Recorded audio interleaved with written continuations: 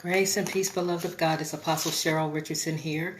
I'm here with another broadcast of Shatter the Silence. And of course, our focus is on domestic violence and raising awareness regarding domestic violence. I'm going to give you all a few minutes to come on and please share.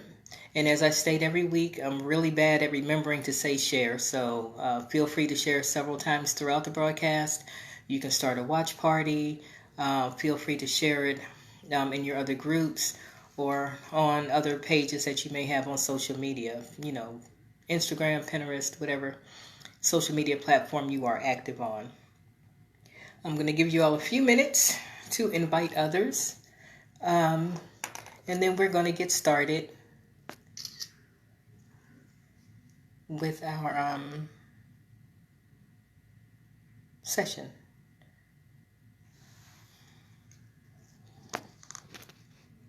Give you a few seconds to come on. Again, I'm Apostle Cheryl Richardson, and we are going to be discussing on today domestic violence. We come on every week as mandated by the Lord, and this week's topic is domestic violence and women's mental health. Domestic violence and women's mental health. It's an important topic. It's important so that we can increase our understanding and our ability to be authentically present and authentically supportive, and also so that we can understand what a domestic violence victim or survivor is encountering and what makes it so challenging for them to move forward in their lives. And it certainly is possible to rebuild and to move forward. But it's important that we understand the circumstances that they've had to deal with and understand the impact and the implications on their mental health as well as their physical and emotional health. So, again, go ahead and share. Get some other folk on here. We are traveling this week, and so we're actually broadcasting from Texas for this session, and we'll be traveling next week as well. So we're going to go ahead and get started. If you are interested in partnering with us, we've posted it at the top of the link. It's for PayPal. It's paypal.me/JudahsRoar, JudahsRoarr. Or Cash App is $ and then Judah's Roar, JudahsRoarr. So there's two ways that you can partner with us. Also, we have a closed Facebook group. It's called Dominion Over Domestic Violence. It's a faith-based group, and it's established specifically to meet the needs of those who are, especially those in leadership, who need a safe place in which they can be transparent, those who may be in the helping professions themselves, those who are recovering from a domestic violence situation, and even for those who currently find themselves in one. And so we encourage ministry leaders and those in supervisory positions and mental health positions, therapists, psychologists, mental health professionals, to feel free to join and to share their story. It's a judgment-free zone. We're really, really supportive over there. But we are faith-based. So if you don't want to hear about faith, you don't want to hear about God, and you don't want to hear about Jesus, it's not a group that you want to join. Because that is the foundation on which, we base our support. Okay? And so again, we welcome you to Shatter the Silence. Now on today, we're going to be talking about domestic violence and women's mental health. In the past, I have a list here of topics that we have discussed. And so if you're interested in any of these other topics, feel free to search it out on Facebook. We have Facebook Live videos. We've done an overview of domestic violence. We've done trauma bonding. We've done a discussion on safety planning. We've done The Believer, domestic violence and forgiveness. We've discussed choking versus strangulation, domestic violence and gun violence, and these are all separate discussions that we've done. We've done one that was entitled, "Are You a Flying Monkey?" And we talk about what a flying monkey is and what purpose a flying monkey serves in the life of an abuser. Um, we've done one that was entitled, I've Left My Abuser, But I'm a Mess. We've talked about gaslighting and hoovering, domestic violence and post-traumatic stress disorder. What is coercive control?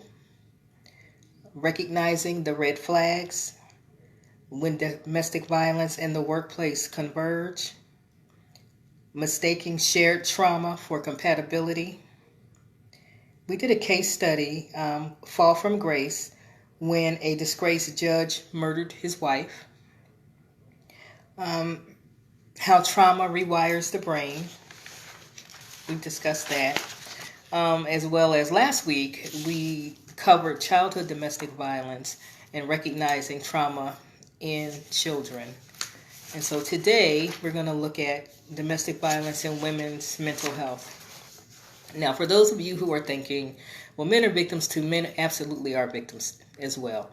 But this week we're going to focus on the effect that it has on women because the majority of reported abuse cases are women, with the emphasis being on reported. There are many men who are also victims of domestic violence, but more likely than not, they're not going to report it. And if they do report it, they're going to be met with resistance, sometimes ridicule, sometimes just a sheer lack of support, no plan for, aiding them as they attempt to exit a violent situation. So today we're going to focus on women. And during my research, I came across a study that was published in the British Journal of Psychiatry. And I thought it was really, really interesting because domestic violence has reached epidemic proportions worldwide. So globally, it's a problem. The United Nations released a study in 2017 in which they said that the deadliest place for a woman worldwide is in her own home. The deadliest place for a woman worldwide is in her own home.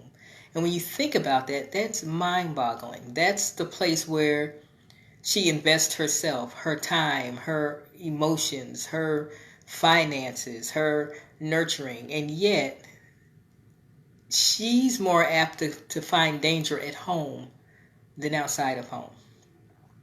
So I found this study, and according to this study that was published in the British Journal of Psychiatry, they conducted this study in the United Kingdom with women experiencing domestic violence, and they came to the conclusion that women experiencing domestic violence are 3 times more likely to develop mental illness.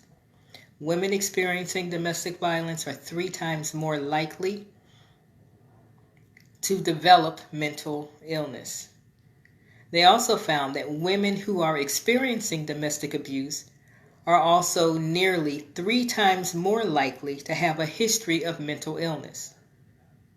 So now it might sound like I said the same thing, but those are 2 different things. The first thing I said is that women experiencing domestic violence are 3 times more likely to develop mental illness, which means if they don't have mental illness, experiencing domestic violence makes them 3 times more likely to develop mental illness at a later date. So it makes them vulnerable, susceptible to mental illness.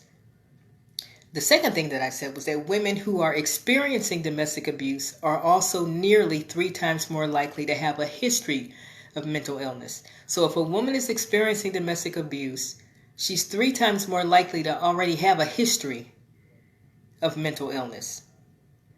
And then if she doesn't have it, she's 3 times more likely to develop it.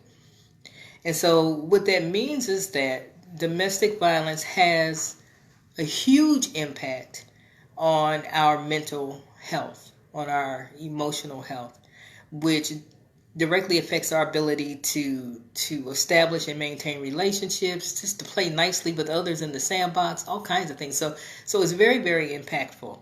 And so why are we talking about this? Because it's important that we understand that if 1 in 3 women and 1 in 4 men are going to experience, serious domestic violence, which is beyond the name calling, beyond the, you know, pushing. We're talking about aggressive physical domestic violence. If 1 out of 3 and 1 out of 4 are going to experience that, then it's incredibly prevalent. And that means that there are a lot of women around you on a day-to-day basis who have experienced it or will experience it.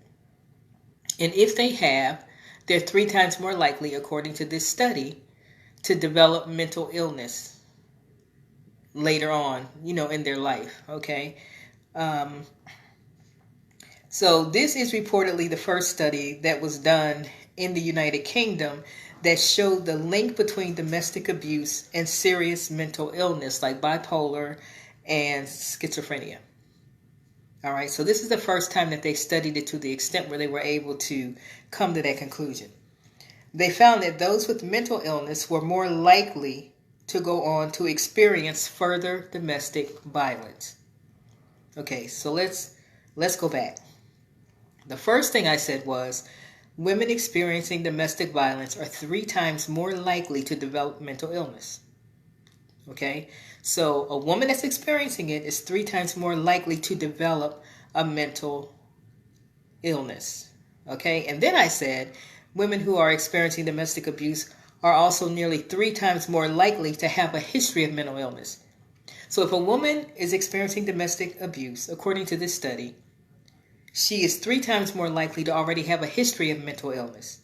And she's also 3 times as likely to develop a mental illness if she does not have a pre-existing mental illness. Okay? Those with mental illness were more likely to go on to experience further domestic violence.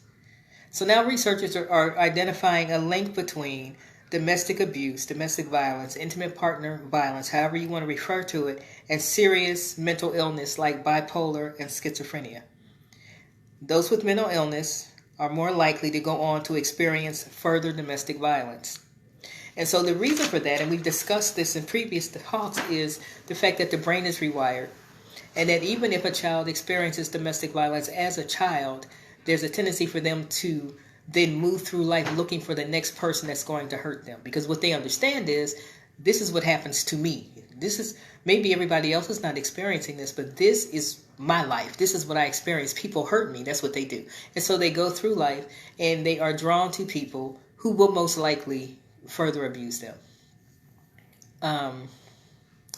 This study is the first of its kind in the United Kingdom because it's a cohort study. And when you talk about a cohort study, you're talking about a study where the subjects are followed over an extended period of time. So you're not just interviewing them one time and, drawing a conclusion from that interview, but you follow up with them over a specified period of time, an extended period of time, in order to check in with them and see how they are progressing, see how their experiences have affected them, affected their mental health.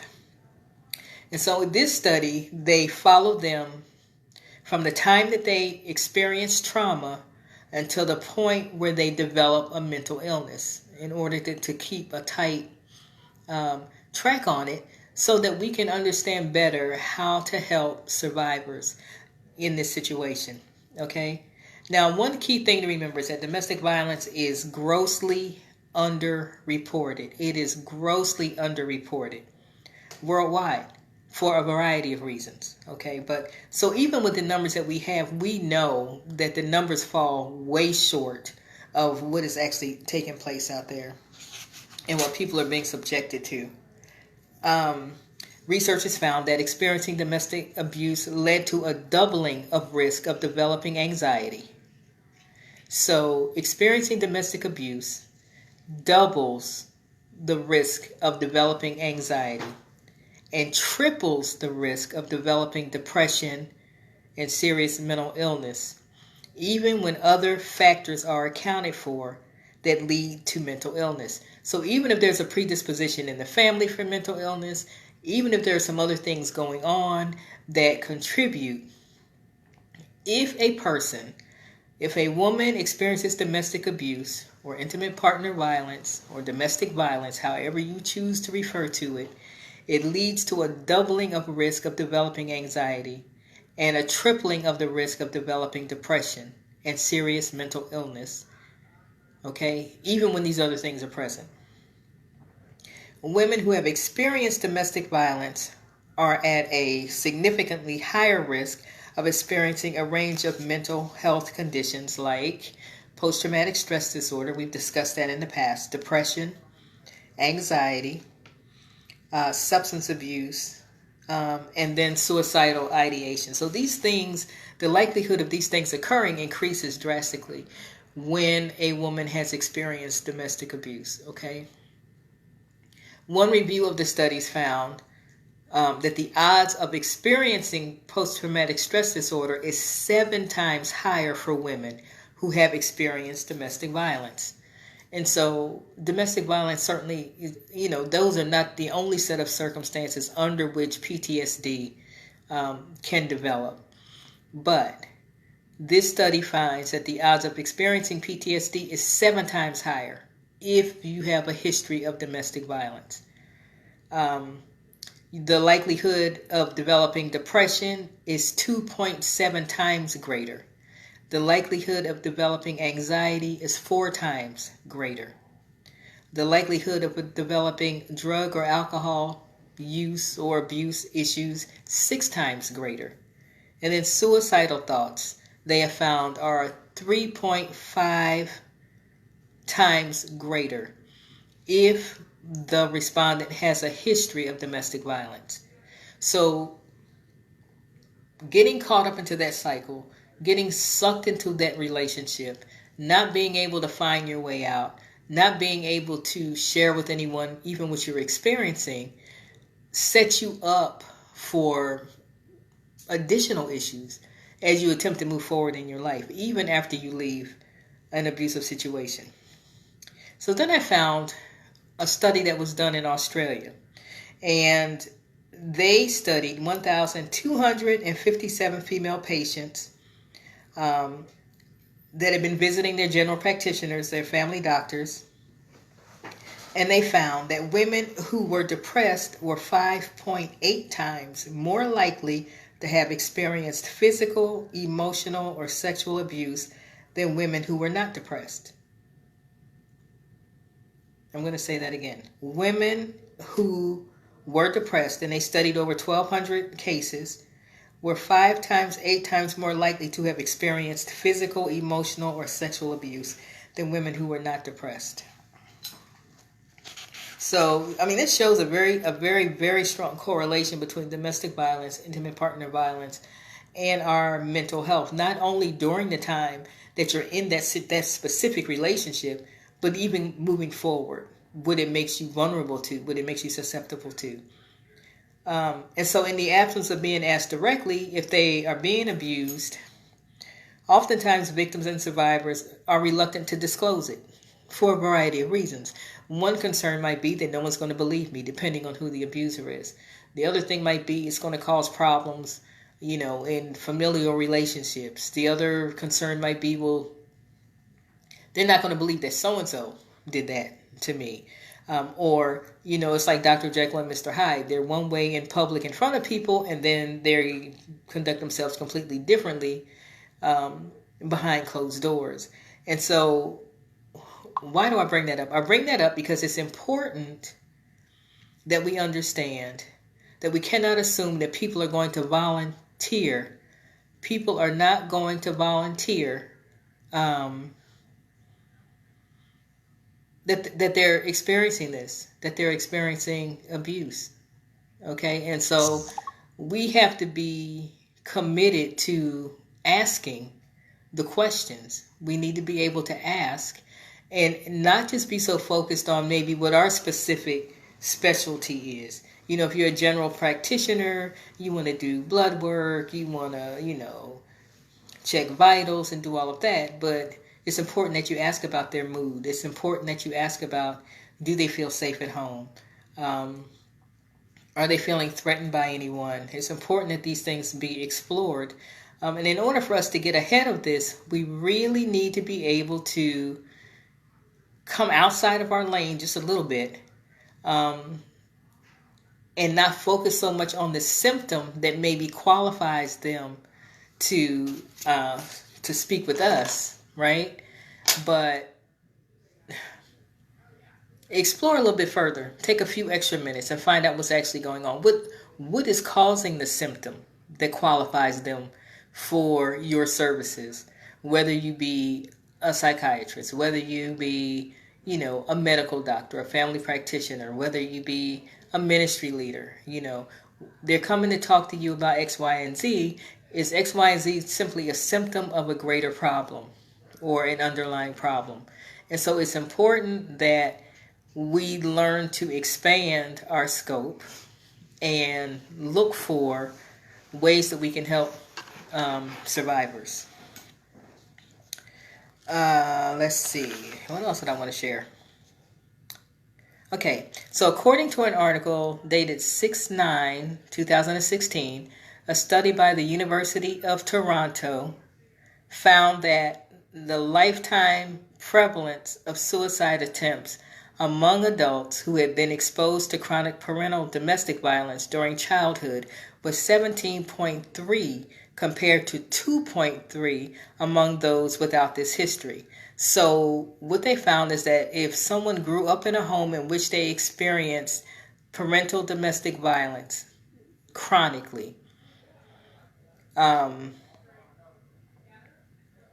they were 17.3 times more prone to having suicide attempts than someone who had not been exposed to that. And parental domestic violence, for the purpose of that particular study, was defined as chronic if it occurred more than 10 times before the survivor was age 16. Those who had been maltreated during their childhood were also more likely to have attempted suicide, with 16.9% of those sexually abused and 12.4% of those physically abused having made at least one suicide attempt. So we can see from this that the depression, the anxiety, the suicidal thoughts, all of that can 9 times out of 10 be traced back to some form of abuse that's been experienced earlier on in life. If a woman has a history of major depressive disorder, then the odds are quadrupled that she will attempt suicide. If she has a history of anxiety disorders, substance abuse, and or chronic pain, it doubles the odds of suicide attempt. This study suggests that professionals working with childhood adversities should explore and address, as I said previously, the mental illness, substance abuse, and chronic pain. So these are questions that we need to ask when we're talking to people. Do you have a history of chronic pain?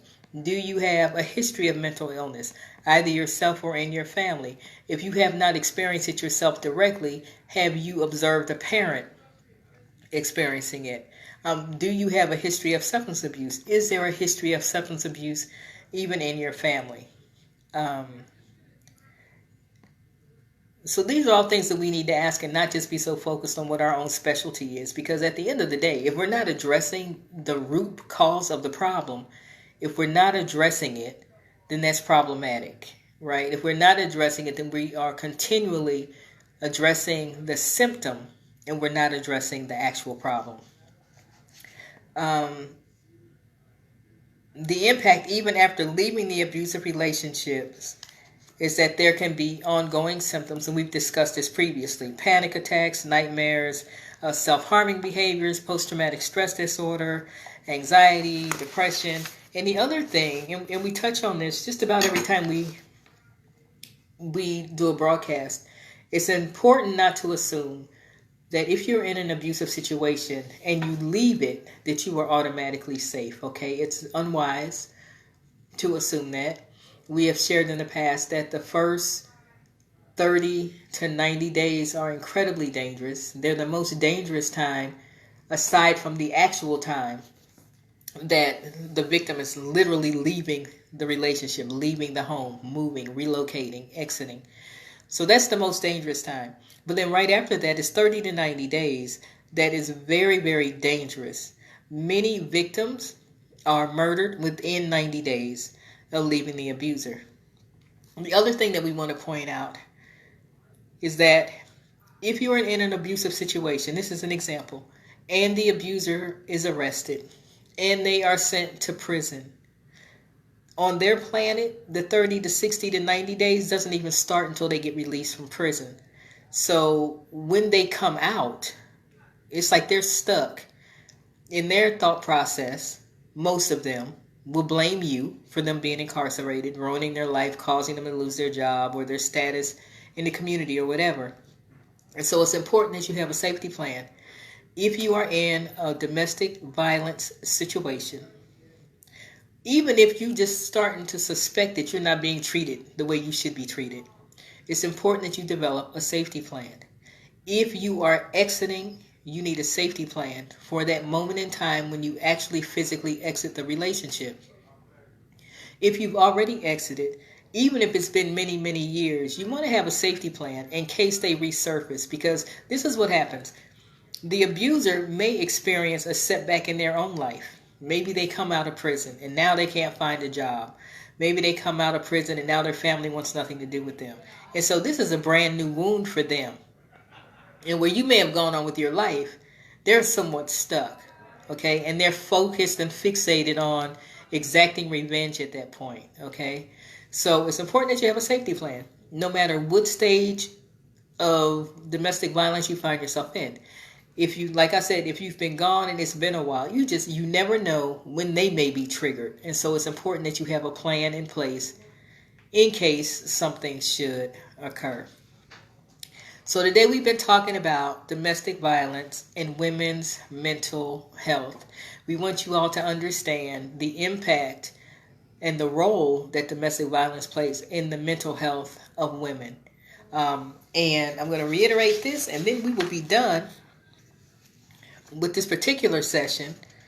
But women experiencing domestic violence are 3 times more likely to develop a mental illness. They're 3 times more likely to develop a mental illness. And women who are experiencing domestic abuse are also nearly 3 times more likely to have a history of mental illness. So they're more likely to have a history, and they're more likely to develop a history if they don't have one. All right.